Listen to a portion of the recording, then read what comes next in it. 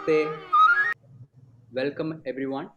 Thanks for joining for the January edition of Yoga Samvād, Dialogues on Yoga. This program has been initiated by Ritambhara in 2020 uh, during the time when we organized the International Yoga Festival in collaboration with India Foundation. And we've been lucky to have a series of experts from diverse fields join us every month, exploring a different aspect of yoga and delving into a dialogue, answering some questions from the participants. And it has been very insightful and enriching conversations. We are very glad to have Sri Sraddhalu Ranade ji for today's dialogue with Raghu. I'll just briefly introduce the speakers today. So Sraddhaluji is a scientist, an educator, and a scholar based in Aurobindo Ashram in Pondicherry. And he has been deeply involved in educational research and teacher training programs over the last 2 decades and has conducted intensive teacher training workshops in integral education and value-based education all over India and abroad. In fact, over the years, he has trained over 5,000 teachers from over 220 schools through these programs. And his book, which is titled Introduction to Integral Education, it has been widely acclaimed and is considered to be a compulsory reading in many schools. He is specialized in physics, mathematics, and computer science, integrating them seamlessly with his philosophical, metaphysical, and spiritual studies. And he has also been involved in research projects including artificial intelligence based on neural networks, multimedia search and retrieval, image processing and video processing, and assorted simulation tools. He has traveled around the world in over 30 countries, delivering lectures, conducting workshops on integral education, management by consciousness, esoteric sciences, self development, integral yoga, and spiritual practices. He believes firmly that the world is transitioning into a new paradigm of living based on a new and spiritual consciousness. We are lucky to have you and honored to have this dialogue with you, Sraddhaluji. Welcome to the dialogue. And to join in this dialogue with Sraddhaluji, we have Sri Raghu Ananthanarayanan, who was mentored by three extraordinary teachers in different phases of his life, Jiddu Krishnamurti, Yogacharya Sri Krishnamacharya, and Pulin Garg. He was intimately involved with them for over a decade from his late 20s. And this engagement not only transformed him, it evoked in him service orientation. And his works revolves around helping individuals, groups, and organizations discover their dharma so they become the best that they can be. And this, he believes, aligns with his own personal sadhana. Formerly trained as an engineer from IIT Madras, he has been in immersive involvement in these questions of human life. And he is also the co-founder of Sumetha's the Academy for Human Context since 1995, Barefoot Academy of Governance with TIS since 2012, and as director of Flame Tower Norway, Raghu also spans the commercial world of consulting by helping redesign client organizations for greater alignment and synergy. He has authored several books like Learning Through Yoga, Totally Aligned Organization, Leadership Dharma, Organizational Development Alignment, the Tensegrity Mandala. And currently, he and his wife Shashi, both of them are the chief mentors of Ritambhara, nurturing a group of us on a sacred quest at Ritambhara Ashram. Thank you and welcome, Raghuji, for joining this dialogue. So this entire program and the dialogue is under the umbrella of peace and sustainability through yoga. And what we are essentially exploring is how can we discover peace and sustainability in our daily living. And the framework that we've been using to look at it is a unique framework that Raghu and Shashi developed over the years called Saptasura. So I invite Raghu to give a brief introduction to the program and Saptasura before we hand it over to Sraddhaluji. Thank you, Hari. Let me start by saying how delighted I am to have Sraddhaluji with us, because way back when I was in college, one of the the inspirations for looking at India was definitely Sri Aurobindo. And I remember a few of us in college having lots of dialogues and debates, primarily around Life Divine and some of these books. And then Sashi was part of Roger Anger's team. Yeah. And she not only was part of the designing, she was also part of digging. She was heading the digging crew in Matra Mandir. So I remember fond visits to Auroville, not necessarily to see Aurobindo or whatever, but to meet up with Sashi. But on a more serious note, uh, uh, the entire trigger, yeah, to looking at Indian spirituality, India as a whole, actually started for both me and Sashi with our engagement with Sri Aurobindo, and also Dharampalji, who was another huge influence in both our lives. And that is what has kept us going. I mean, it was a few meetings with Dharampalji that shifted the course of my life and Sashi's life also. Because one of the injunctions that he gave us was, he asked a question: what are you going to do after you finished IIT? Are you going to use your learning to run behind the tails of the West? And then he asked a question: how will you help India? So his perspective was very clear. He suggested to the few of us who were very much in dialogue with him at that time to take up a study of some text in a very serious manner. And very clearly, he said, when you study this text, you're not studying it to glorify India of the old. You're going to look at it and see whether it has solutions for the world and for India as it evolves into the future. So Sashi took up the study of Vastu Shastra, and I went into Yoga Sutra.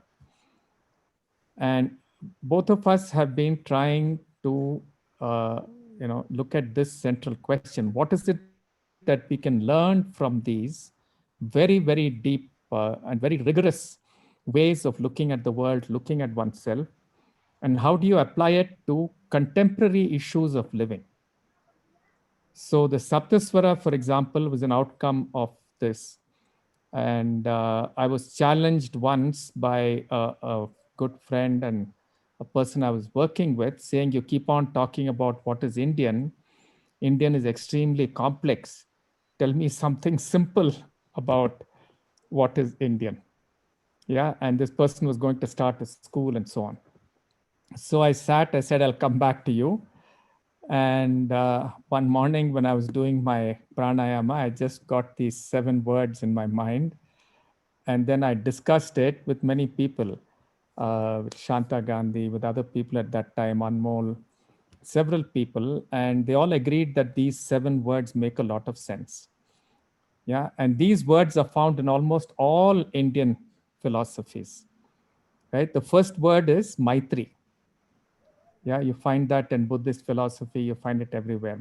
Yeah, they call it metta. The second word is karma, which is action. The third word that we're looking at is dharma, right? And dharma to us is not a set of laws or a set of injunctions, but a simple question saying, how am I enlivening myself and enlivening my world? Right? Then we look at jnana, we look at ramyam, then we look at yogam and abhyasam. And we've been teaching this, and we find that it's a very holistic way of starting to understand what is Indian.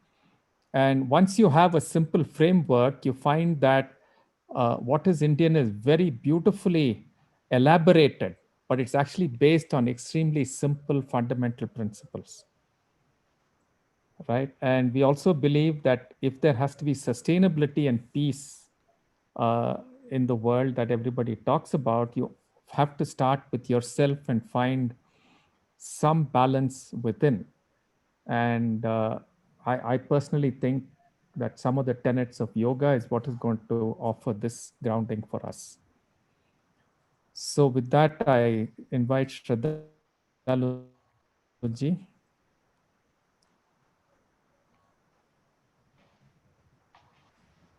Yeah, over to you, Sraddhalu ji. Thank you. Namaste. In the context of the people who are assembled here for this interaction, I think we can go straight to the heart of what yoga represents.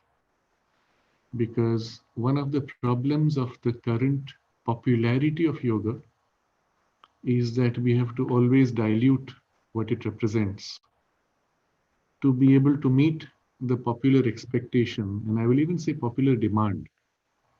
There's a marketplace of yoga, and the marketplace wants you to reduce it to a level where it can be bought and transacted. Unfortunately, that is also necessary, perhaps as an entry point for many to enter the deeper ranges of what yoga represents. But nevertheless, when you hear somebody say, and casually, oh yes, I'm taking care of my health, I practice yoga 20 minutes a day, somewhere it hurts because the word is utterly misused. And so the theme which I had selected for our discussion today is yoga as a science and technology of transformation.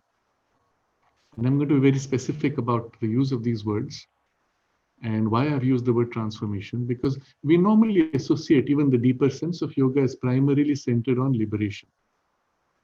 And while that is also true, it is not the complete sense of the word. We have to recognize, going to the Sanskrit root, yoga as union with that, the ultimate, the divine, the absolute, the transcendent, the universal, as well as the divine in the individual. All these are included in the yoga union with the divine. There is nowhere in this the sense of an exclusive union in a transcendence alone. There is also the union with the immanence of the divine.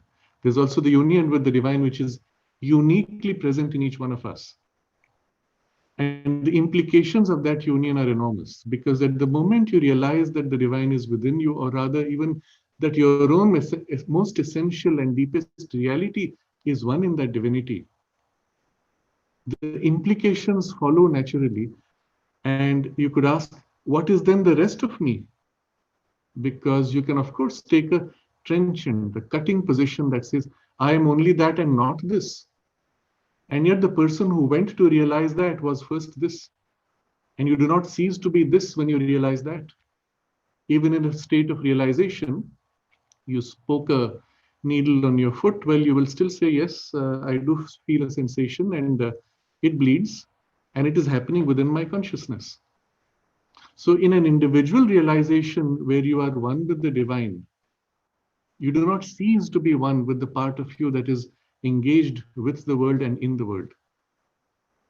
Equally, when you experience the oneness of divinity in universality, and you experience literally your consciousness as vast as the universe, and even you experience the universe within you, you experience yourself in all beings and all beings within you at the same time.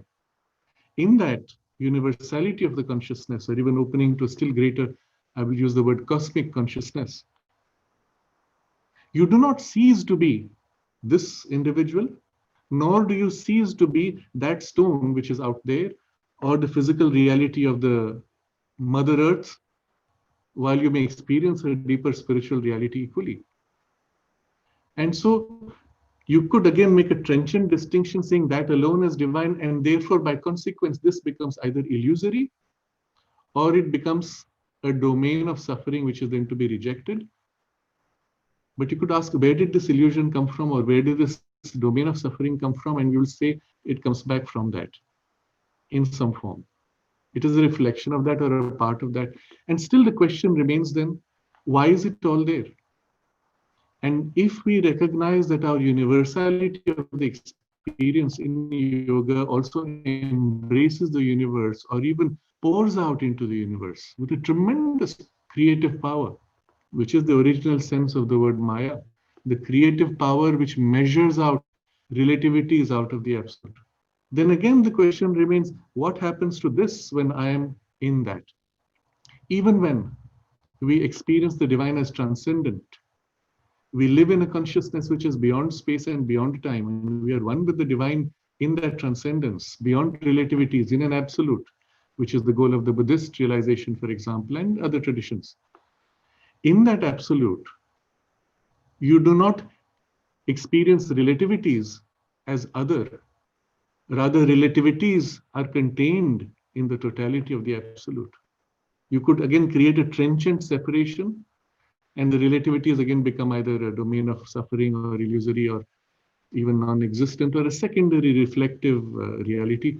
Nevertheless, the question remains, what do you do with it when you are one with that divinity? And I'm going to go straight to the consequence of pursuing this line of exploration is that that divine does not separate itself from this reality or this world which is on the surface. However much you may call it superficial, however much you may call it limited, however much you may call it a domain of ignorance and dualities, that divine still contains this and is immanent within this. The question then remains, when I live in my diviner part of me, the rest of me which does not live in the diviner part, what happens to it? And many of the ascetic traditions have simply said you discard it, and at the time of death you finally merge and never again return. But again, the deeper sense is not satisfied. Why did you even get in if the whole goal was to discard and remove? Or why did the divine itself express in this or through this? Why is it immanent here if the whole goal is to dissolve this? And the implication of this pursuit is that all of this too is an expression of the divine, and although currently an insufficient, limited, distorted, and even erroneous expression of the divine, yet it is an expression of the divine which is progressively growing to express greater and greater possibilities of the totality of the divine. And we come here to one of the fundamental declarations in the Vedic tradition, Sarvam Khalu Idam Brahman. All this verily is the divine. And this includes materiality, even including the body and the cells and the atoms. This also is divine. If you recall, in the Upanishadic tradition, the young child of the Rishi is asked to meditate, to realize the divine. He's asked to meditate on that which is the origin of all things, that which sustains all things, that into which all things merge. And after a period of concentration and meditation, dwelling on this quest, he comes back and says, Annam Brahman. And the Rishi says, very good. He does not say wrong. He says, very good. Go further, go deeper. And as you know, he goes through Pranam Brahman, Mano Brahman, Vijnanam Brahman, Anandam Brahman. Going through these, each of these represents as if a layer of the reality. But when reaching the highest, one does not discard these.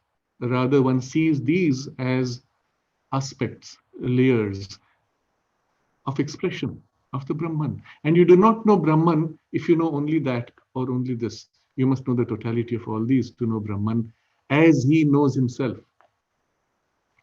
You could make a choice that I will know Brahman only in its transcendence, only in its existence outside space and time, and thereby extinguish my awareness of these things. But your extinguishing your awareness of these things does not make these things go away. Because the others who are embodied will still experience these things.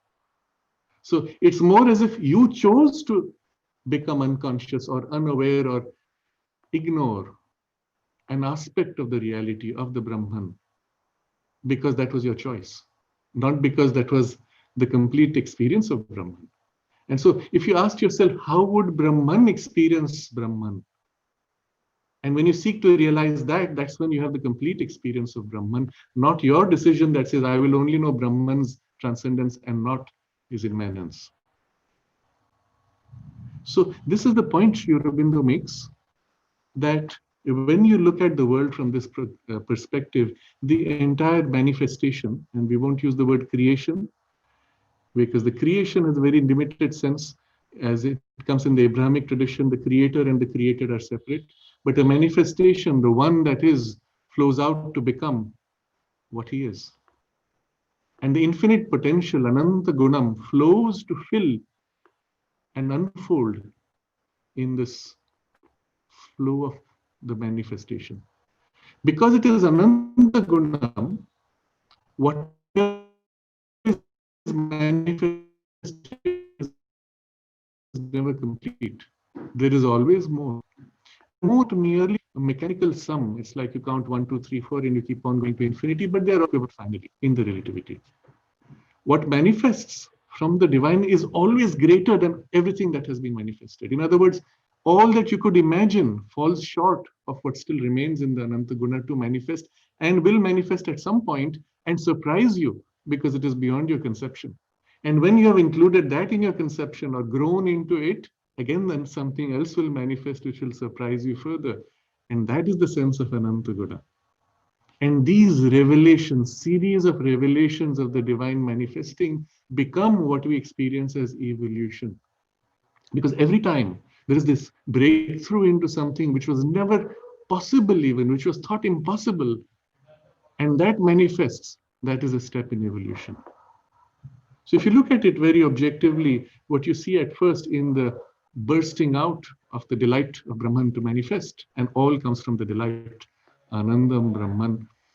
From that bursting out, you have first the experience of the world as Annam. And in the character of matter, which is dead, insensitive, unable to move, inertia in darkness is its character, you could never have imagined something that moves, or which expresses consciousness, or even which communicates. And out of that stone, somehow by a miraculous leap, we have the manifestation of what we call prana, and which is characteristically expressed in matter as plant life. What is plant? Think about it. What is plant made of? You look at a plant in a pot, you put a seed inside, and then you put water and soil and a little bit of air and sunlight.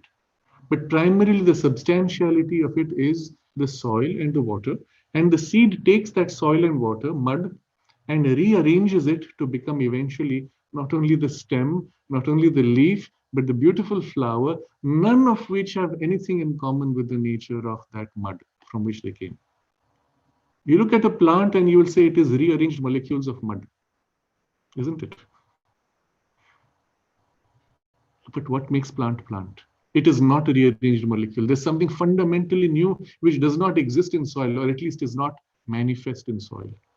And as that manifests, it takes the material and transforms it, makes it undergo the very character of its form to become plant substance. And as transformed soil, you know plant.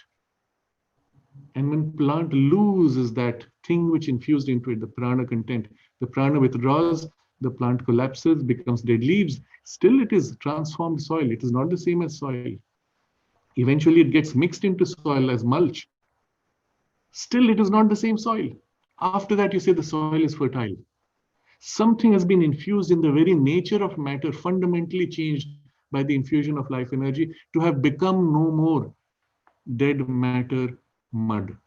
It has become fertile soil with organic content in it. It's fundamentally changed. And of course, out of that, plants will grow more quickly, more easily, will be more rich and more diverse, and so on. So the infusion of prana into anna is able to draw out and create forms which are fundamentally different, and we call that transformation. But out of that plant substance, what happens next in the animal body? And I will take the most evolved animal among us, which is the human. Most evolved in consciousness. Of course, there are others which are better evolved in terms of their love and affection, maitri and compassion and all those things. But we are more evolved in degree of self-awareness. What are we made of? Biologically, we eat the plants. Even if you eat animal, the animal ate the plant. And what are the plants? Mud. So we are mud, which was first transformed by life force, by prana, and then again taken up by conscious awareness, manomaya. The mana Brahman has taken this pranamaya, which has taken up annamaya, and now retransformed it to a higher gradation, and your tissue, your hand, is actually rearranged mud molecules. rearranged plant molecules. And yet there's fundamentally something new here. You are conscious in yourself. You're aware of your own awareness, and you're able to shape yourself according to the will of your awareness, spontaneously, almost instantaneously. To the degree that you can even observe your own consciousness and say, today I'm feeling dull, and you can pull yourself out of the dullness to become extra conscious, highly conscious, intensely conscious. This is great. And we do this all the time. Every time you have a presentation, you have a special program, you have to meet somebody very important, or your life or your career depends on it, you pull yourself to your peak awareness capability. And then afterwards you come away, wow, that was great. And then you sink back to your norm. But what is that norm?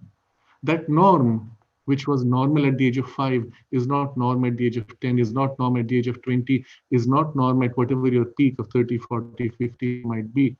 And having hit a peak, there's a kind of a decline again. But even in your decline, if you continue to train yourself, you can will yourself out or never decline ever.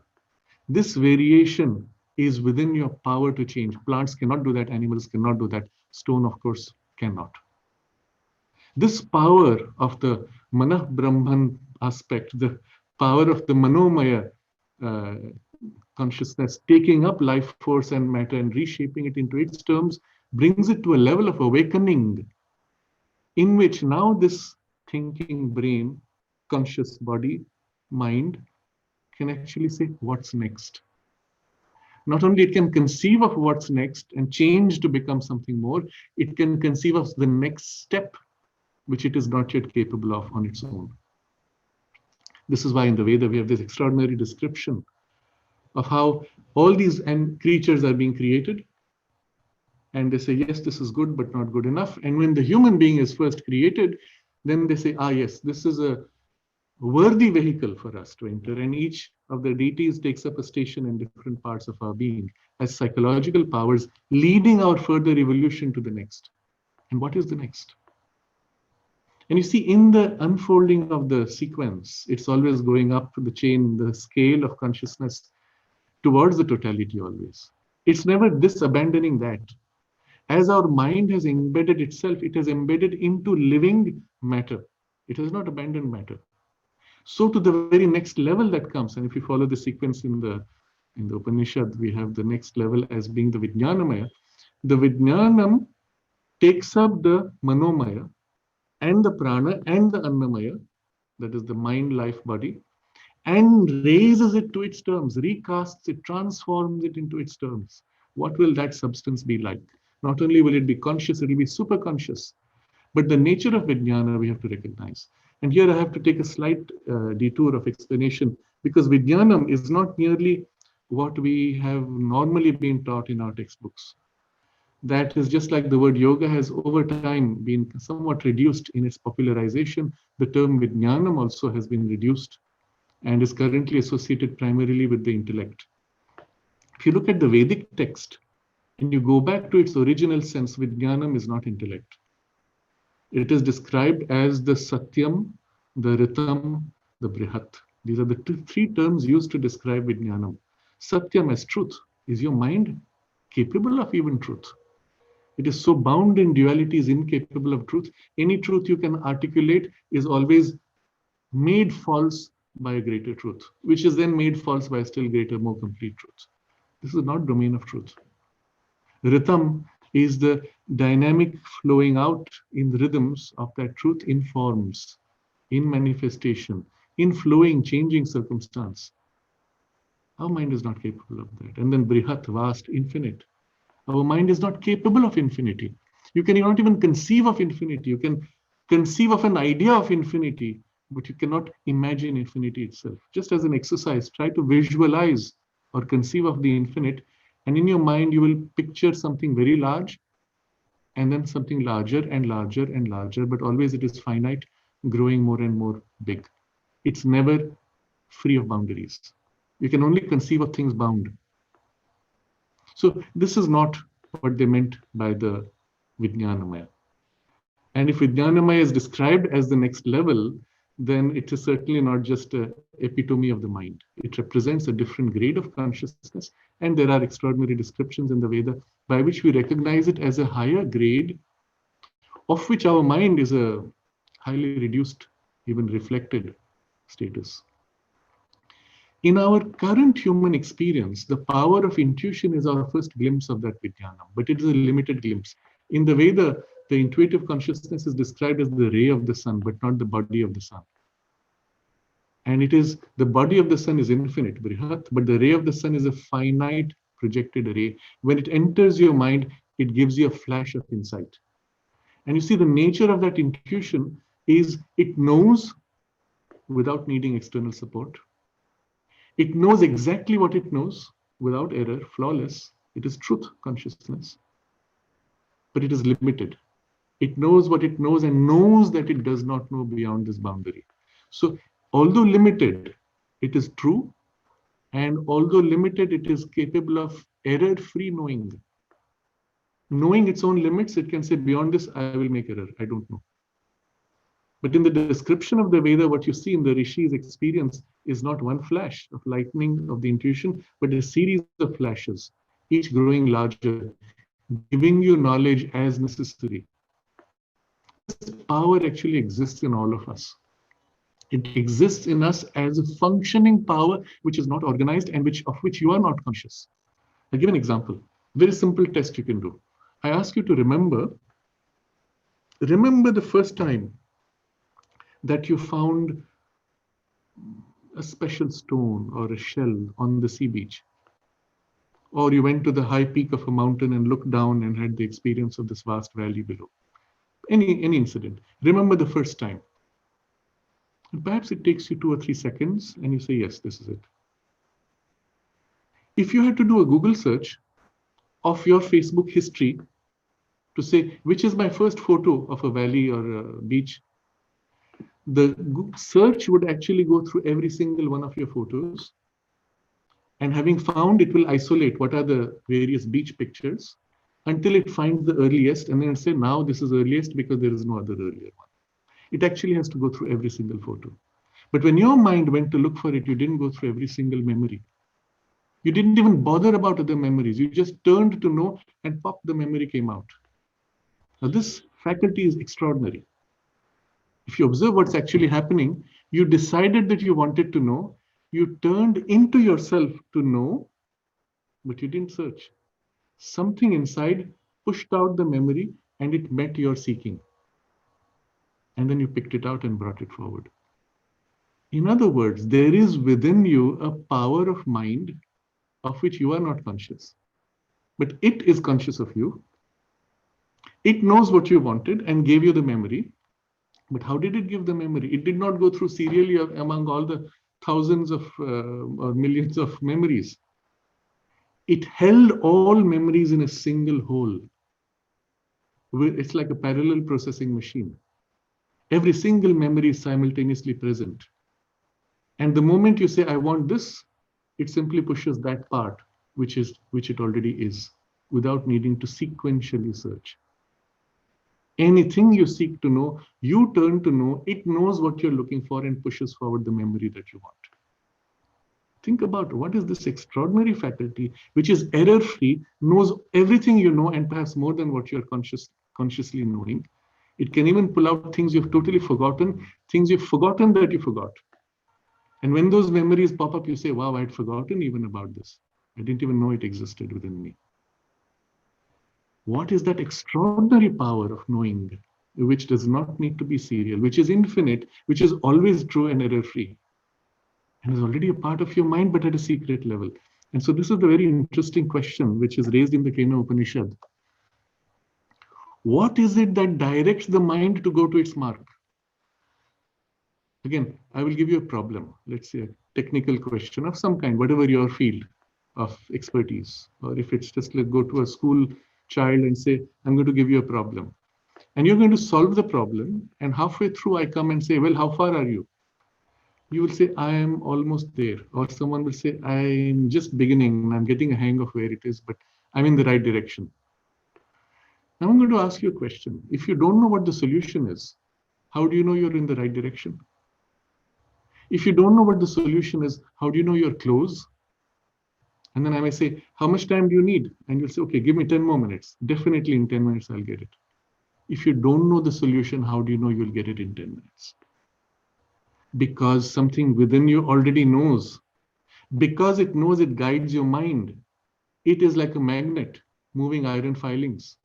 Behind the paper, you hide the magnet, the iron filings will move and dance.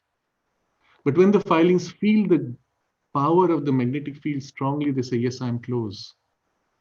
When they feel the pull of the magnetic field, which they cannot see, and they cannot see the magnet, they know it is in this direction. So this faculty, and this I will say is the closest we have to the Vijnanam, or rather it's a reflection of the Vijnanam operation in the mind. This faculty and its source, finally the true Vijnanam, is what directs the mind to go to its mark. And this is a fundamental question, the first question the Kena Upanishad raises. And it answers the question also by saying that which thinks not by the mind, that power by which the mind thinks, that is what it is. So straight away it's pointing you to the Vijnanam as a higher, greater, fundamentally greater power, not just power of intellect. It is far greater than the intellect. It is power of true knowledge, which is vast, infinite. And so this ray of this coming into us is the intuition, and the intuition flashes to give us insights and guide us. But it always knows, it already is what you're seeking to know. And Sri Aurobindo points out, this is a very interesting insight. He says, one of the peculiarities of the human mind is we are always seeking an ideal. True knowledge, complete knowledge, error-free knowledge, true power, absolute power, effective always, against all resistance.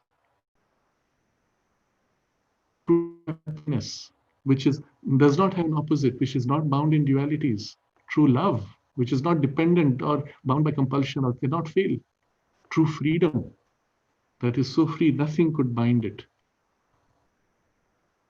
And all these ideals which we have, justice. What is justice? You try to formulate it, you'll end up with rules which can always be countered. And you go to any court of law, you will never get justice because of the skill of argumentation or biases. You can never do it. And yet we know it is possible. Yet we seek that true love and true justice and true freedom. Why?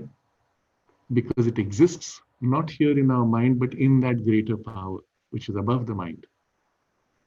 And because mind is an expression of that, it has a faint memory of that. In the manifestation, it is top-down unfolding. It has a memory of its home, and so it seeks that. And the urge within us is never satisfied, although it fails again and again and again in the limitations of finiteness of mind and dualities of mind. It knows there is something greater, which is beyond duality and yet accessible to you. And you know when you approach it. You also know when you depart from it. And so it is something close enough. It's not just a fantasy of some far-off reality. It is close enough that it attracts us constantly. And we feel deepest satisfaction in life when we grow towards these ideals. We lose sense of purpose when we wander away from them. And that tells you something. Your soul came on earth in this incarnation, in these series of births, in this pursuit of divinity, to realize these and not merely to withdraw, to fulfill, to transform, and to manifest the divine potential. And so we come back to this word transformation. Our mind, having taken up this material and transformed it to the highest that mind can take, it needs now a still greater power to come and take up our mind and life and body and raise these, transform these to its highest potential. And the nature of that transformation is that you will live in the divine consciousness while still participating in the divine manifestation. And this is the true sense of the word Leela, the divine play, the divine delight revealed in forms. And it is held in this very beautiful image of Sri Krishna dancing with the gopis, where we are the soul, the gopis, and the Lord is our master, and each experiences the dance around the Lord, who is the center, who is our true reality. But each experiences uniquely, and together we all dance around that same one divine reality. And it is that revealed splendor of the beauty and the divine harmony, which is the nature of this further evolution. So Sri Aurobindo's point is this evolution is not over. We're still continuing. The difference now is we as conscious beings can actively participate and speed it up. The means to do that is the technology that we call yoga. Now, yoga is not merely a technology, it is equally a science, and the distinction is important. You see, a technology can be applied without understanding how. We all use technology. You use the mobile phone. You don't know the chips and the circuitry, and you don't care. You can even design a chip and make it without knowing the science of how it operates. But when you have the science, you can develop the technology, you can modify it, you can master it. Yoga gives you both. There are those who focus only on the technology. There are those who move on and seek to know the science also, and thereby be even free of technological limitations and even develop new technologies to attain to the same outcome. So I'm going to touch upon these briefly because we are short on time, and then we'll see how things unfold according to interests from your questions. But if we understand these gradations of consciousness and the nature of reality as an essential divine unfolding through so many layers and levels, through so many aspects and processes, that's your understanding, which is the science. Modern physical science is only a very narrow part of this. If this science could open to understand the pranic processes and the energies and the powers, functions, principles, laws, for lack of a better word, because we are used to that term, but it's not law there, it is much more principles. If you understand the principles on which they work, your physical science would open to a pranic science, which would then open to a manah science, mental science, manomaya, and still higher. But the science itself would be a complete body of knowledge spanning all these strata, levels, worlds, gradations of consciousness, of which physical science is a very narrow, utmost limited portion. And most mechanical because it is only limited to matter. You move up, it is less mechanical, but not less scientific, equally precise, but not mechanical. And this is what we glimpse in some of the quantum physics experiments, where the mind and the intention of the experimenter ends up reflecting in the results of the experiment. It's a first glimpse of these possibilities, but it only stops at the glimpse. So as a body of knowledge, yoga is comprehensive. We must understand that the rishis were not blind. They were visionaries. They lived in that consciousness of that revealed higher, and I will use this word, the Vijnanam, Satyam, Ritam, and Brihat, and the Anandam, in the revealed knowledge. And what they described in the Veda were really experiences that they were having. And they live in the sun, in the substance of the sun, in the totality of the solar revelation, of which these are all secondary. So from a consciousness which is infinite, you can look down at the operations of the mind and describe its principles and operations, and all the way down to matter. But what you also realize in the top-down vision is, while mastering physics and the physical technology is useful, the mastery of the principle behind physics is even more useful. You can now shape matter by the application of will directly. Why would you need machinery involving a billion watts of power to break an atom or fuse an atom? You can do it by simple application of mind. And so easily, with no energy practically. And so this is the basis for so many phenomena. And for many yogis, and I am distinguishing the yogi who does it from an occultist who does it by a different process. The occultist is applying a technology of a different grade without necessarily understanding how he does it. So an occultist can materialize. But a yogi with no prior training can take a material in his hand. And we have these stories, for example, of Vasishta Ganapati Muni. Those of you who may have heard of him, he was the great master who recognized Ramana Maharshi and named him. He holds a coin in his hand as he sits with the children in the relatively poor family with whom he was staying during his sadhana. And as a way of giving back for their expenses, he takes a coin, holds it in his hand as he is narrating stories from the Mahabharata. At the end of the exercise, he gives the coin back, and it has been transformed into gold. How did he do it? He didn't have to study a text. He didn't have to learn incantations. He didn't have to acquire an occult power or the physics or the big machinery which is required to change atomic structures. It was a direct action, top down, of a greater power, which can reshape matter just like that effortlessly. So naturally to the rishis, that knowledge top down was far greater and more powerful. They did not bother to go into the material perfection of the technology of matter, which is actually the focus today in the last, let's say, 200 years of modern science, which is exclusively concerned with matter, but ignoring these higher ranges. So the knowledge, the science of yoga actually includes all these in a top-down perspective. But the goal of the yogic knowledge is how do you awaken to these higher possibilities of yourself? That's why the Kena asks you, what is it in your mind that makes your mind able to go to its goal? It's trying to get you to realize that. And then, of course, it asks, what is the power which makes your life force move? So as you awaken to these, there is not only a greater knowledge, a greater consciousness, a greater power of effective action, there's also a greater participation in the delight, because all these are reflections of the Satchidananda. And to live in that Ananda is also one of the goals. But in living in that Ananda is not a rejection of the body, but transformation of your mind, life, and body into this higher, greater, more complete divine expression. So Sri Aurobindo makes a very clear assertion, which is in full alignment with the Vedic realization. In the Veda, the Rishi says, Ihaiva, here on earth, in the body. In the Kena Upanishad, it is said, if you do not realize that here, then great is your loss. To realize the divine. Even in the Ishopanishad, it is said that it is a wonderful thing to realize this aspect of the divine. It is a wonderful thing to realize that aspect of the divine. And then it says, those who lose themselves into this, that is in the consciousness of division, they enter darkness.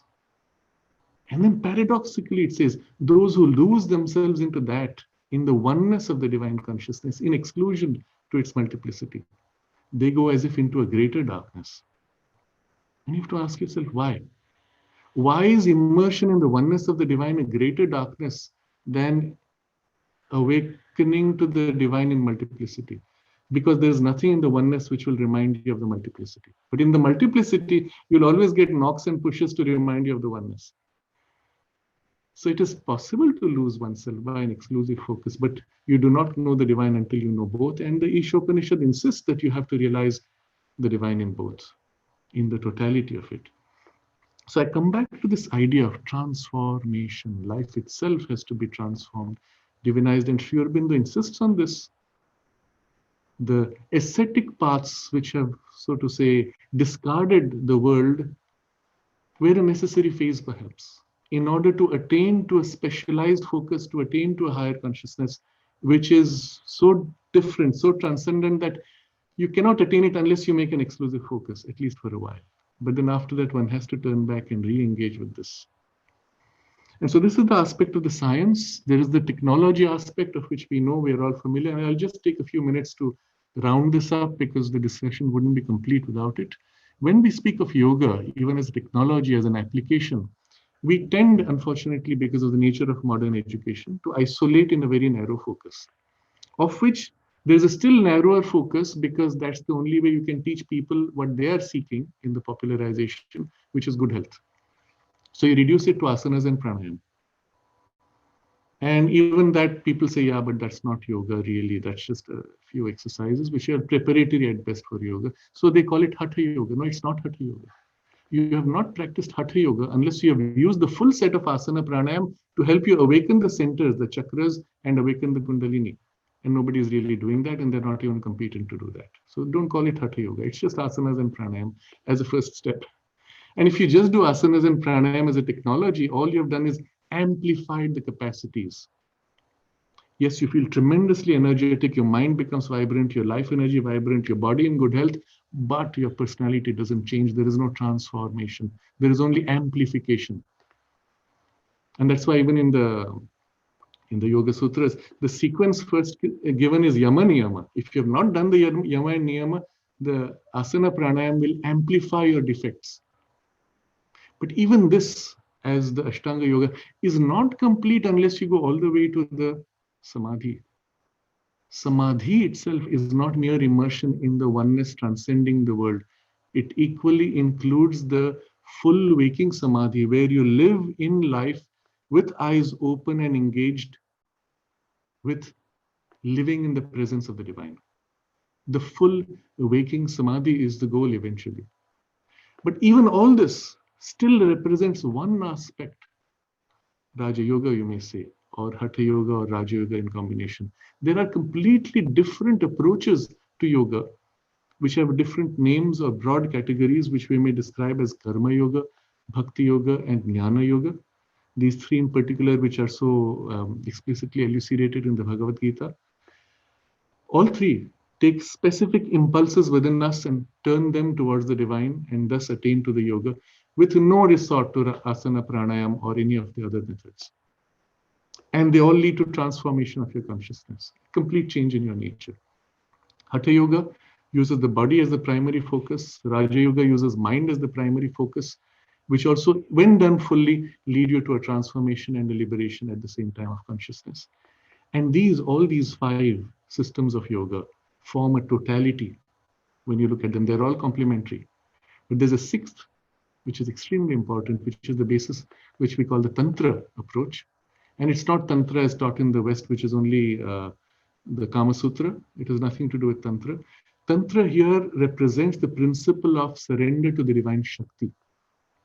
In recognition that it is the divine Shakti as power of God, the creative energy which forms the universe, which has really pushed you and your evolution and awakened you to where you are. And it is that Shakti awakened from above which can take you to your source and realization and transformation. Because it is a Shakti working inside you, and her awakening and reshaping you from inside is the true transformation and the true awakening, the true liberation. So these principles now, the Shakti aspect, which is brought by the Tantra, and the other five, which are the more Vedantic aspects of the yoga knowledge, they are again complementary. Sri Aurobindo articulates the relationship between these six broad categories or aspects of yoga, and this totality is our body or science of yoga and the technology of yoga with six specialized branches. So I'm giving this as a quick gist of the idea, and then depending on the interest, we may take this up in further detail. But this is the broad framework I wanted to set to appreciate yoga truly and to practice it and to understand what it truly represents for humanity. You have to know this big picture. Yoga is not merely for good health, not merely for becoming more aware, more mindful, or more capable within your limited skills. It is a science and a technology of transformation. And transformation is more than change. It is a rising to a fundamentally new grade of existence even. And while we may not attain to that fullness of that grade, even a few steps in that direction is a transformation, of which the first character is your mind is illuminated by living power of intuition. It is this borderline that we are at in our human evolution, and the mass of humanity, as it chooses to rise, can actually engage and awaken to the intuitive consciousness, which will lead you to the full Vijnanamaya revealed in its infinity. But this is the step we are at, and this is the challenge today. The crisis in the world you see in every field. Religions are insufficient. Law, legality, justice systems, morality, all have broken down. Political, administrative structures, management structures, educational systems, everything is broken down or has been proved insufficient. Why? Because nature everywhere is pushing to rise beyond these mentally formed systems and structures. The nature of any system is that there is a greater system against which this is flawed and limited. It is compelling us to outgrow rule-based, structure-based, system-based living to consciousness fundamentally changed and liberated in a higher poise, living from a freer and higher and truer consciousness, from which spontaneously all the things which these systems try to imitate can flow, and we can begin to live in a liberated consciousness with a liberated mind, liberated life energy, and a greater perfect and even I would say beautiful expression in life of our diviner potential. Individually, when we all begin to make that change of transformation, it reflects in our collective life, which also rises and is transformed in our collective experience. And this is the nature of what is visioned in our tradition as the Deva Sangha, the divine community. And each one of us who is seeking the true sense of yoga, and whatever the particular aspect or form of practice we may begin with, must keep in mind that this is the greater goal. If the goal is limited, you will never get to anything worthwhile. If you aim at the greater goal, you may fall short, but you will always grow beyond your capacity of conception of what you are capable of and your true innate divine potential. So I will pause with this, and perhaps we can move to the next step of our program, discussion and question answer. Thank you. Thank you, Sraddhalu for such a beautiful and comprehensive overview of today's topic, how we can explore yoga as the science and technology of transformation. So to those who are listening in right now on Zoom and Facebook, we are moving into the segment where I invite Raghu to have a dialogue with Sraddhalu. And we are receiving some questions on Facebook also. And if you have any questions during this time, I invite you to please share it on the chat. We'll be taking it up towards the end of this dialogue. So over to you, Raghu. Thank you. What I propose, Sraddhalu, is that we take a minute, digest what you said, because there are so many things that have been said, yeah, before getting into any more talking, right? I just suggest that all of us spend a minute in silence, and then I've got just a couple of remarks, and then we'll open it up.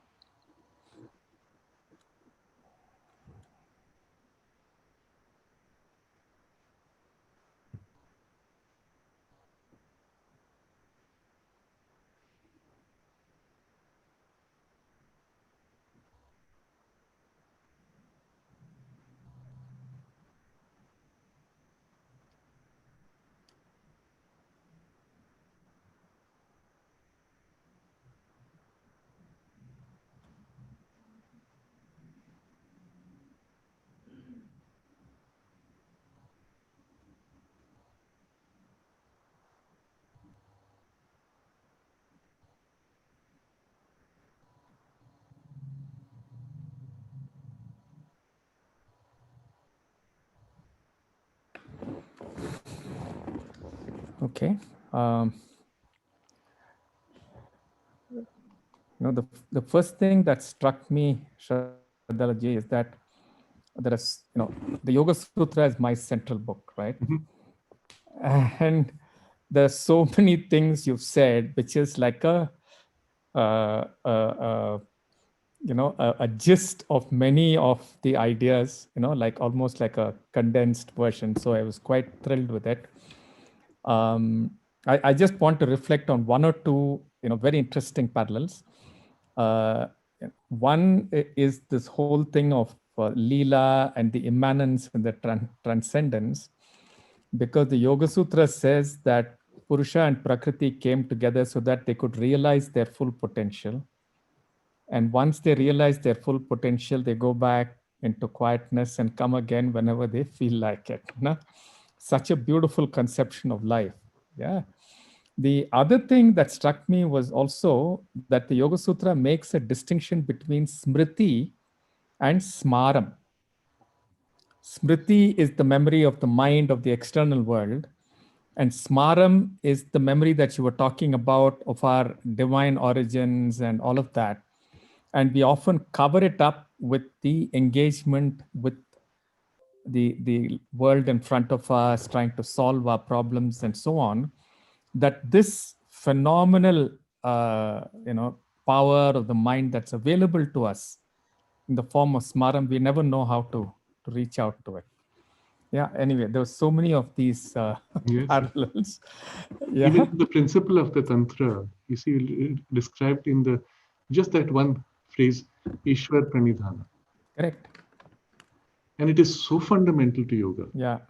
In the quest, even in the spiritual quest, as soon as you seek something higher and greater than yourself, how can you ever outthink your mind into something greater than mind? You cannot.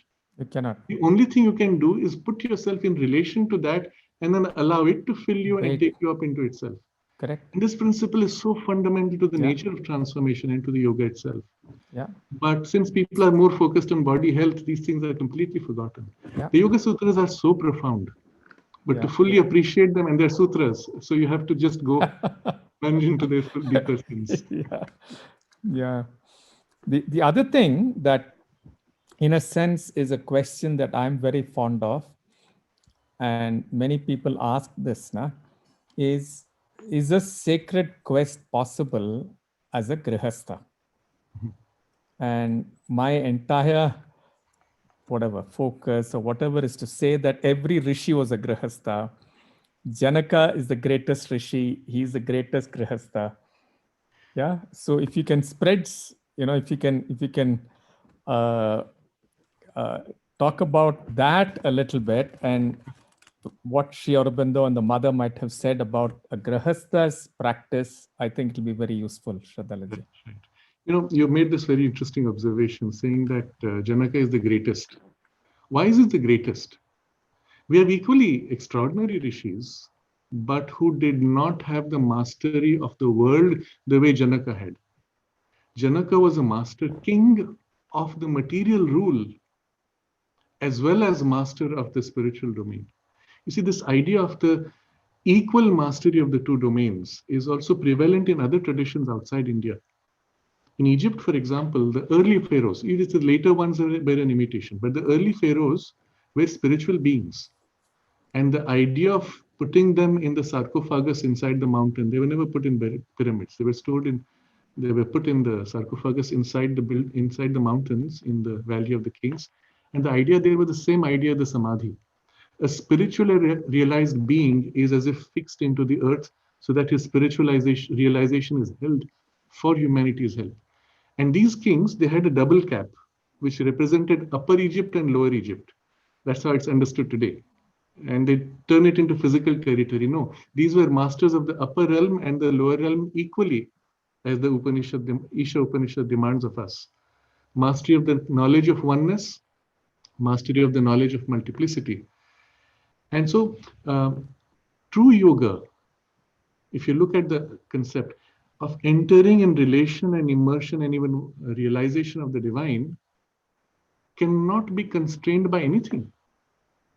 Think about it this way. If there was something in the world which could prevent you from reaching self, then it would be not self. Since everything is essentially self, everything can become a means to realize the divine. This is at the principle level. Now, in the technology of the yoga, when we say, or there are traditions which would say you cannot do it if you are in the worldly life. But again, this idea does not exist. It is only there in the ascetic phase. Once the world was discarded as the goal and the goal was outside the world, then you had to make a choice. But if you go to the original sense and if you go to the Vedic tradition, the idea of the divine was Sarvam Khalu Idam Brahman. In that, therefore, there is nothing which is fundamentally an error or a limitation or something that traps or prevents. I'm going to put it another way in a very different formulation. If your goal is to realize the divine outside space and time and outside the world, then everything in the world is a trap.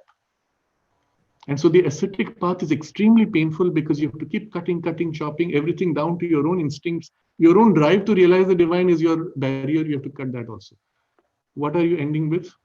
It's a very difficult, very painful path of great struggle. Slowly, eventually, someday you will reach. Now replace this with this perspective that everything is an expression of the divine. Everything is struggling to realize the divine more and more completely. And now when you look at your body, your mind, your emotions, and the world around you, everything is trying to seek the divine. Everything is there to help you to realize the divine. The only difference is, do you use it to help you realize the divine, or do you use it to serve your own immediate short-term ego desire impulse? And you are free to do that also, that's your choice. But if you seek something higher, the same means can be now turned towards the divine. This becomes the basis for the Bhakti Yoga, Karma Yoga, or Jnana Yoga, which take the three impulses within us of forward movement and turn them to the divine. So Karma Yoga, for example, says, you cannot avoid action. If nothing else, you're breathing. If nothing else, you're aware, you're thinking. Something always is in action in you. So why even fight action? Why withdraw? Fulfill action. And what is the fulfillment of action? Remember, that from which everything originates, that into which everything goes. So turn your actions towards the divine. You may build a skyscraper, you may build a whole empire, you may craft a tiny, perfect form of some sculpture or painting. Turn it towards the divine. It does not matter what you do. There is no work which is small or big. All becomes sacred by turning to the divine. All becomes pointless when you turn it to short-term, narrow objectives. Well, it still goes to the divine, but now by an indirect route. So if you think about this, it does not matter what you're doing. Are you married or not has no meaning. Do you have children or not has no meaning. The question is, how do you live your life? How do you relate to your family or your children? My teacher, M P Pandit, he was approached by somebody who was seeking to enter into a living practice of yoga. And at some point he had children and he came to my teacher and said, how should I relate to my children? And my teacher said, treat them not as your children, treat them as the children of the divine and serve them as you would the divine. Now you just think of the implications of that. Every time you look at the children, you are conscious that within their heart is the divine presence, the divine spark, the soul, and you are serving that. Even if you have to scold the child, you're aware that it is only for the furtherance of the soul's emergence and the diviner possibilities. And your entire life becomes divine in service, in consecration. So there's nothing fundamentally in life that can prevent you from going to the divine. In fact, all is there to aid you if you use it. So the karma yoga comes from this basis of action turned to the divine. Similar idea, within you is an impulse of desire. And in its highest form, it is not a personal desire, but a desire of self-giving, to love, to care, to give the best that you have. Well, you could give it to all, or you could give it to the divine in all, or the divine in the universe. And in this way, the turn of the heart in sacred love and self-giving to the divine becomes the basis of bhakti yoga. And similarly, jnana yoga, the mind's need to understand. You see, even little baby, when you show him an object, he will first try to understand. And if he cannot understand, he starts crying. Even he can't articulate why he cannot understand, but he cries because something's wrong. Mind's need to know can be turned to perception of the divine presence in all things, that which is permanent, that which is lasting, which upholds, which supports, which originates. And as you begin to perceive, you begin to see what an extraordinary intelligence is behind this whole working of the universe. And the heart opens in love and devotion to this wonderful thing. And the love that you experience towards that is then met by the love that flows from it. And automatically your works grow in sacred self-giving. And the three paths merge. This is Sri Krishna's primary training in the Bhagavad Gita. The triple path. It is not three separate paths. It is one triple path of which you have three separate starting points. And nowhere here does it matter what your responsibilities in life are. Whatever your work, whatever your responsibility, whatever your circumstance or family, you can practice this. The concept of not having to take a family life came from some of the more specialized paths which were highly demanding. Like Hatha Yoga in its totality demands a full-time 100% focus to achieve something extraordinary, which is a full perfection of your potential. Or Raja Yoga also in its totality would demand something like that. And as such, you have to make a choice. You cannot compromise. You cannot say, I will do this and that, and they are as if seen to be in conflict with each other. You cannot say, I will serve my ego desire while I will surrender my heart to the divine. That's a contradiction in terms. But nothing prevents you in the form of work to be doing that consecrated work. So yes, there is a truth to that. If you want to realize the divine, you have to dedicate yourself entirely. But it doesn't mean you have to give up anything of your life. You dedicate yourself entirely in everything you do in life. Or I'll put it in another way. If you want to build a successful business, you have to dedicate yourself entirely to it. And your family and your relationship with your husband, wife, children, relatives is equally turned towards that. Otherwise, you will not succeed in anything. But it's the same truth for the spiritual life equally. You want to realize the divine? Well, all your business and all your responsibilities are equally turned towards that. Nothing prevents you from fulfilling them, though. In fact, as a result of this diviner turn, all that you do in your business or in your life and your responsibilities will be that much more effective, but also satisfying to you. Because every step is growing closer in service and love to the divine, filling you in return with the divine love. So yes, if you take to the path of yoga, you have to dedicate yourself if you aim for that. But that dedication will just consume everything of your life and fulfill everything at the same time. That would be the best way. Thank you. Thank you. Can we take a couple of questions, Hari? Yeah, sure, Raghu. Thank you, Sraddhaluji. So we have a question from Sukhwinder Sarkar. She's asking, this is relating to the earlier reference to the memory. So as there are different koshas with their unique intelligence, is there different types or grades of memory, remembrance as we move to more and more subtler realms? Is longing also a kind of memory? Of course. Very interesting question. Course. In fact, you see, unfortunately, we are all heavily formed by the Western European model of ourselves, okay, and of reality. So we are taught memories in your brain. No, in fact, in the yoga, there is the term used chitta. Chitta as substance of the mental consciousness, not chit, but chitta, in which things happen in the mind awareness. And the very nature of chitta is to recall and remember every imprint that comes into it.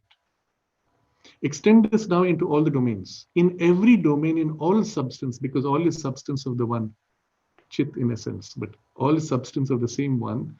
In everything, there is impression which remains, and that is memory. So even if you sit on a chair or a stone for a few minutes, you leave, the warmth of your impression is there, or the stress of the impression is there, and it's a memory in matter, isn't it? There's evidence today that if you take, for example, water and put it in contact with an object and shake it, then you take out the object, the water molecular structure retains the memory of that object and actually qualitatively changes to represent the quality of that object. This is the basis of homeopathy, by the way, but this is validated by very physical conventional sciences, the memory in water. So yes, everything has memory all the way down. But the lower you go in grades of consciousness, the more the memory becomes dull and difficult to access and rigid. The higher you go, the more the memory is clear, free, open, and awake and aware of itself, which is what the character of our mind. But there is a deeper memory, what you asked about longing, deep within us. What is our deepest longing is for the ideal. There is this story in the yoga tradition of the deer, the musk deer, which smells this perfume and looks for the source and starts running. But the moment it starts running, it loses the smell. And so it runs harder and still loses even more. That's our life, chasing after things outside for satisfaction. And then exhausted, it stops. And once again, the smell comes back because it comes from its own source, from within its own consciousness. And this is the nature of our human life. What you seek as true love, true happiness, true satisfaction, true friendship, whatever it is you're looking for, true security that is becoming more and more important today, or even true power, true knowledge. All these are essentially within you because they exist within you. You know it is possible and you seek for it outside you. And while seeking outside is our first instinct and necessary perhaps to our immediate development of the outer part of personality, and you do satisfy yourself by learning things, reading books, acquiring skills, wonderful, but then you feel something missing. And the deeper longing now begins to awaken, which says, yes, but there's something more. After all this fame, all this skill, all this mastery of my particular field, I feel I'm missing something more, which is possible. That's when you are called to turn within. And the deeper memory of the soul is calling you. And the soul's memory is the memory spark from the main fire. We are emanations of Satchidananda. If you recall the line in the Veda, the rishis celebrate our existence as children of immortality. Shrinvantu vai amritasya putraha. You are children of immortality. And if you are children of immortality, your inheritance is also of that Satchidananda. But as children, we first forgot our source. But the deeper longing of the soul recalls there's something important after we have exhausted everything else. It calls us back to that, to realize that immortality here in life and to make life a divine life. There's another beautiful question I would like to read out. This is from Kanti Katipalli. Yeah. She says, I have this image of Krishna with universe in his mouth when asked to open. And she says, Krishna is present and in him the universe. Then where am I located, inside him or outside? It's a very important question also. Look at it this way. The divine we tend to limit to one aspect. So either he is in the universe or universe is inside him. But what if both are true at the same time? Because now you have to look at it in a slightly different way, and we're not used to it. So it's initially you make a shift, but once you make the shift, you'll never lose it.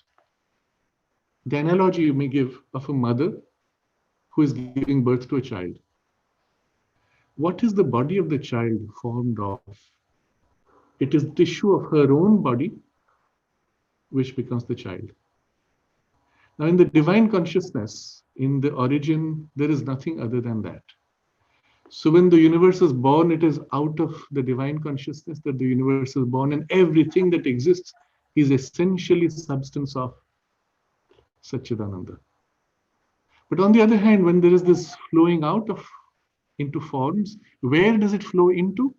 There is nothing other than him, so it flows into him. The entire birth and unfolding of the universe takes place within the divinity and the infinity of that Satchidananda. So yes, both are true. The divine is immanent in everything, but everything is held by the transcendence of the divine from outside space and time and from within space and time. So think of it this way, when you look at the universe in this way as the body of the divine, and we are looking at only the most material part of the body, it's like ant looking at the elephant's toe, not knowing of the full elephant, wandering on the elephant's toe, not knowing the whole reality. So we are looking at the most material part of the universe, and it's so beautiful. Everything is beautiful in the universe, except when we come and mess it up. But everything is spontaneously beautiful because it expresses the divine or strives to express the divine. But at the same time, the divine is in everything and in within us. So we have actually three relationships with the divine. One is the experience of the divine within us. Sri Krishna is the Lord within your heart. He is you, or rather, your deepest reality, or you are nothing but a part of his consciousness. You have no separate existence. You are the gopi who yearns to join and merge with him. That is one experience. The other experience is the realization of the divine around you. Every form conceals him. Every form is a mask through which he plays, taunts you and nudges you and wakes you from your sleep and calls you to realize him. Where? In every form, as much as within you. Because if he is within you, he is equally within all. And you must realize him there also and play with him through those forms. That's the second realization. And there's a third, which is after all these, he still stands above, free of them all, as the ultimate magnet of our journey of evolution and rising and transformation. You know, the word Krishna, people don't know its true sense. We say Krishna because Krishna, the word means black. Yeah, he was dark-skinned. No, that's wrong, completely wrong.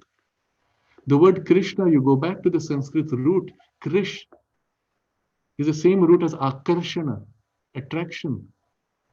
So he is called Krishna because he is that he who draws you to himself. The most seductive presence, influence, and power in the universe, because the entire universe bursting out of his heart and love is then pulled back by his love, the most powerful attraction of love in the universe. It is the aspect of the divine, by definition, the highest personality of the divine that turns to embrace the universe with love and draw it back to his oneness and delight. So there is the third experience of Sri Krishna as transcending space and time, embracing space and time, and drawing it all back into his oneness and holding it in his oneness. So this is one way in which these are three ways in which you will relate to the divine. But there's another aspect which comes with the Tantra, where his power, his creative power, his energy, which is Krishna and Kali, pours out in the universe and she leads you to him. So you put yourself in her hands as the Divine Mother and she takes you to the highest realization of the Lord. So there are many ways in which you can relate, and the nature of the sadhana changes depending on these relations. If you have the most complete perspective, you can also have simultaneously the most complete and the most naturally easy sadhana, in which she carries you to the Lord, and you have the delight at each step of the journey. Thank you, Sraddhaluji. Next question is from Ranu Mishra. What does it mean to turn the action and its outcome to divine? Is it selfless charity or generosity? Yes, so all these generosity, charity are very good, but they are human moral constructs. Why are you generous? Because, well, you should be sharing what you have got. You have taken so much from society, you must give it back. And with it, there is the assertion of the ego of the generous person who says, I am so generous. You see, there's a beautiful story again in the yoga tradition of the disciple who approaches his master and says, I want to be your humblest of disciples.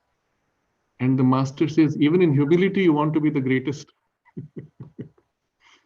See, the problem with these constructs is that, yes, they're just constructs. The nature of the karma yoga and the consecration bypasses all these constructs. They come from the recognition that in any case, whatever you do, it's going to the divine. Try to not send it to the divine. You throw it in the waste paper bin, you throw it in the machine that crushes it, it's still going to the divine. There's nothing other than him. In fact, you do nothing, still you end up pouring all your energies into the divine. And on the other hand, where did your energy come from? Where did your intelligence come from? Where did your love and affection come from? You didn't create it, you didn't invent it. It comes from the divine. So your impulse to action is from him. The goal of the action is anyway going to him. What are you in the middle? You don't matter. Rather, what can matter is you can choose to participate in the joy of that self-giving, or you can choose not to participate and choose to be miserable and say, I'm a victim of circumstance. That's the difference of yoga and not yoga, or rather conscious yoga and unconscious yoga. Sri Aurobindo makes this very interesting observation, because ultimately everything happening in life is pushing you to grow and evolve. And so he says there is this large, massive, unconscious yoga of nature by which everything is growing anyway. You do nothing, after 1,000,000 years, you will evolve. Into that now, when you wake up sufficiently and you say, but this is what I'm seeking and this is what I want, I'm not going to wait 1,000,000 years because I can attain it in this lifetime.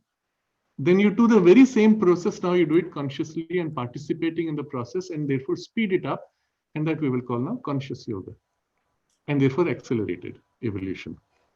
So the whole principle of the karma yoga comes from this recognition. Anyway, it comes from the Lord and flows to the Lord. What can you do? By participating in this yajna, because the whole of the movement of life is a yajna.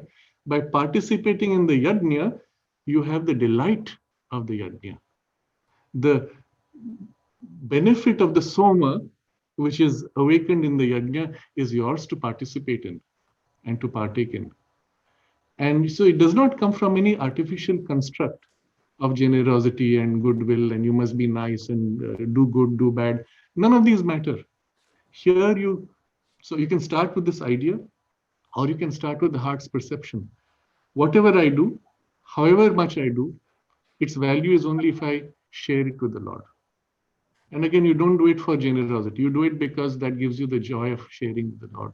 And you turn it to that. That's all. So the nature of the yoga process outgrows these superficialities. I just add something here, Sraddhaluji. There's a very clear injunction in yoga that any action that is tinged by guilt or shame is a self-destructive action. So much of this idea of generosity and philanthropy is often tinged with some of this. Yes. And often they also bind you further into your sense of self-importance, which is great. Please feel important. But there are many reasons to feel important. You can feel important because I am superior to that fellow and I need to beat him down to prove my superiority. Or you can feel important because you are a unique expression of the divine presence within you. And there's nothing more beautiful than that expression without which the universe would be missing something wonderful. And so can you be worthy of that and can you manifest that more? And you can be the most important person and equally recognize the most important center in each other. And that would be the way of the yogi. A lot of these concepts of egoism are very fake constructs, and people keep fighting their ego when in fact that's not the way you will be free of it. Egoism, by definition, is only self-limitation. Egoism or ego is limitation and binding into boundaries. Egoism is a reference to your boundaries as the most important thing. That's all. The moment you open to something greater than yourself and you have the joy of that opening, your ego will begin to thin out. You don't need to fight it. Rather, focus on the joy of that giving and participation in something greater. And it can be a greater ideal, not necessarily directly to the divine. To serve the country, to serve an ideal greater than yourself, your ego will open out and experience something more. And of course, if you realize the divine in the country as Bharat Mata is not merely a construct of our imagination, she is a manifestation of the Divine Mother, and you serve her in serving the country, you serve her in serving society, you serve her in serving your family, well, you have the most complete satisfaction there. Thank you. We are almost time to close. We have one more question, which maybe I can share. This is from Anjani. She asked, in the Ishopanishad, there are two pairs that are similar, Vidya, Avidya, and Sampati, Vinash. Yes. What is the difference between the two? Yes. So in what I was describing earlier, the knowledge of oneness, knowledge of multiplicity, these two are complementary. In the whole experience of reality, you'll find these two always blending into each other. Vidya is the knowledge of oneness. So popularly, the way it's articulated is a kind of a reduced and therefore flawed version when they say Vidya is knowledge of spiritual and Avidya is knowledge of material. No, that's not it. Or Avidya is inferior. No, that's not it. In fact, the Isha very clearly says the two are equally important in relation to each other. So knowledge of oneness and knowledge of multiplicity. Now you enter into matter as a scientist. You can divide and know the knowledge of differences. You create your table of elements. So each element is different from each other. That's the Avidya aspect. Then you go into the Vidya aspect. What makes all these elements the same? They're all variations of proton, electron, neutron, differently arranged. So the underlying unity knowledge is the Vidya aspect. The Vidya aspect liberates you from appearances. You see the underlying oneness. The Avidya aspect gives you mastery of the multiplicity and the divine in expression. And so both are complementing each other and both have to be realized. Vidyamcha, Avidyamcha, the one who knows both is the one who knows truly. Now, this is in the domain of the manifestation. Then there is the other pair of the Ishopanishad, Sambhuti and Vinasha, that is being and a non-being. So this is the consciousness which is in manifestation, and then there's the consciousness which transcends, which turns to the absolute, which is beyond manifestation. And this is the second pair, which also has to be realized. And you must know the divine in both. And what you will see in many of the ascetic traditions, they turn only to that which is out beyond. And so it is called Vinasham because in immersion in that, you lose yourself or the world itself is lost in that immersion. But between the two, again, there's an equality or a complementarity. You must know both. By Vinasha, you are liberated. That is, in the transcendent consciousness, your consciousness is liberated from all illusory appearances, but not illusion. The world is in appearance is illusory, but the reality of the world is the Satchidananda. But you must be free of the reality, the appearance of illusion to be able to see the reality of the world. But then in the other movement, in the Sambhuti, it says you will attain immortality. Interesting. In the manifestation is the fulfillment of the Satchidananda. In the immersion is transcendence. Where is the question of Satchidananda? But it is only when the transcendence chooses to know itself and manifest itself that you have the whole experience of Satchidananda and therefore the immortality. So this becomes again a complementing pair. And in the nature of the yoga, we experience both pairs. First, the Vidya, Avidya, knowledge of oneness, knowledge of multiplicity. And then in the final step, there is the knowledge of the transcendence. And then the re-embracing of the world from transcendence. The way the Lord embraces the world, you embrace the world with him or as a part of his embrace. And that's when you know the world truly and can play and participate in the Leela. So perhaps if you're going to close now, can I make a few closing observations just to summarize some of the important things here? You see, in the nature of the yoga, we as seekers, practitioners of the real sense of yoga, we have to transcend these limited definitions and turn to the true sense of yoga itself as a science as well as a technology. And when we look at it in its totality, not in fragments, we realize that the entire journey that we are already in is a journey of yoga, but unconscious or semi-conscious, half awake. And when we choose a life of yoga, we only make it more awake, more conscious, and more consciously engaged in relation with the divine, with the Lord and his Shakti. And by placing ourselves in her hands, she carries us more easily than we could with our effort. So Ramakrishna Paramahansa had this beautiful analogy of two paths of yoga, or rather two kinds of practice of yoga. The more ascetic and personally willed practice is the way of the baby monkey.